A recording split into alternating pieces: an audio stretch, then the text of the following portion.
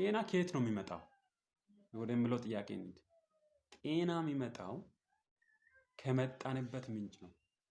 ሶ ዲፕ ማለት ነው። ዲፕ በሆነው ዓለም ውስጥ የሁሉም ነገር መነሻ አንድ ነው። አንድ ቤዝመንት ላይ መሰረት ላይ የሁሉም ነገር መነሻ ጅማሮ አንድ ነው። አንድ ብርሃን ነው።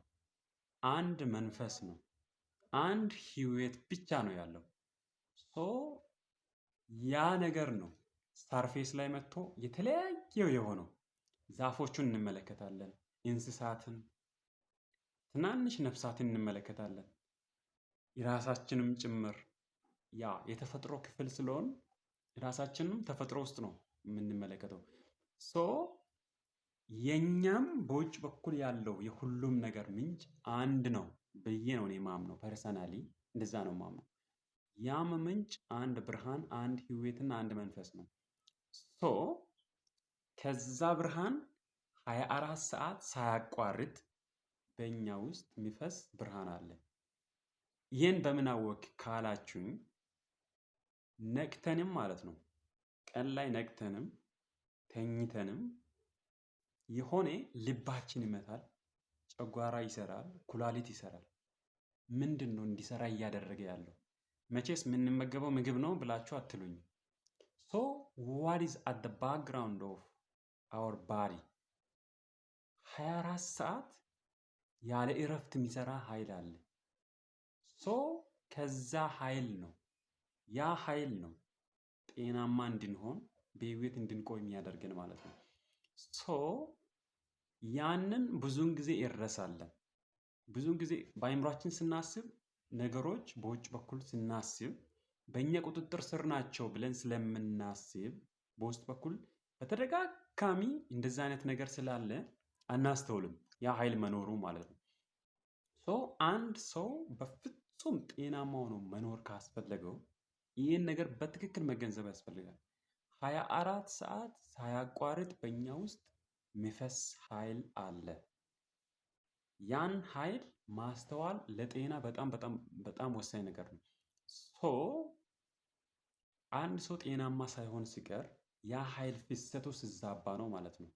በምንድን ነው ያ ኃይል ፍሰቱ የሚዛባው ከተባለ አንደኛው መጥፎ ስሜት ናቸው።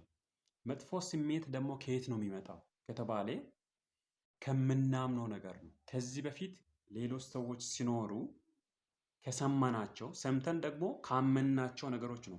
ካደግን በኋላ እንደዛ አይነት ነገር በውጭ በኩል ስናይ በውስጥ በኩል ከዚህ በፊት የምናምነውን ስለዚያ ነገር ያለንን መጥፎ ስሜት ይቀሰቅሰዋል። ዘን ሰውነታችን ላይ ፊል እናደርጋለን፣ መጥፎ ስሜቱ ይመጣል ማለት ነው። ሶ እነኚህ ወደኋላ የሚጎትቱን እምነቶች በውስጥ በኩል ስለ ጤና፣ በተለይ ስለ ጤና የምናምነው እምነት መጥፎ ከሆነ ያ ማለት ብዙውን ጊዜ ስንማር ስለ ጤና ሳይሆን ስለ በሽታ ነው ብዙ እውቀት እየሰበሰብን። ሶ ስለ በሽታ በጣም ብዙ እውቀት ያለው ሰው ጤናውን እየተቸገረ ነው የሚኖረው ማለት ነው። ጤናማ ለመሆን በጣም በጣም ይቸገራል። ምክንያቱም ጤናማ ሆኖ ብቻ መኖር እንደሚቻል ለማመን ይከብደዋል። በእርግጥ ያው ዱዋሊስቲክ ነው ዓለም። ጤና አለ፣ በሽታ አለ። ግን ስለ በሽታ ብቻ በጣም ብዙ እውቀት ያለው ሰው ጤናማ ለመሆን በጣም ይቸግረዋል። ሶ አንደኛው እምነት ነው። ስለ ጤና ያለን እውቀት፣ ስለ ጤና ያለን እምነት ጤናማ እንዳንሆን ወይም እንድንሆን ያደርገናል ማለት ነው።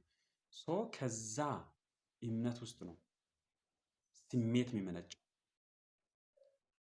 ስሜት የሚባለው ነገር የሚመነጨው ማለት ነው። ሶ እነኚህ ነገሮች ናቸው ብሎክ የሚያደርጉ። ሀሳቦች ደግሞ ኔጌቲቭ ሀሳብ፣ አሉታዊ የሆኑ ሀሳቦችን በውስጥ በኩል የምናስብ ከሆነ እሱም ብሎክ ያደርገናል፣ ጤናማ እንዳንሆን ወይም ያ ኃይል በትክክል ሰውነታችን ውስጥ እንዳይፈስ ይገድባል ማለት ነው። ተገድቦ ይፈሳል ማለት ነው።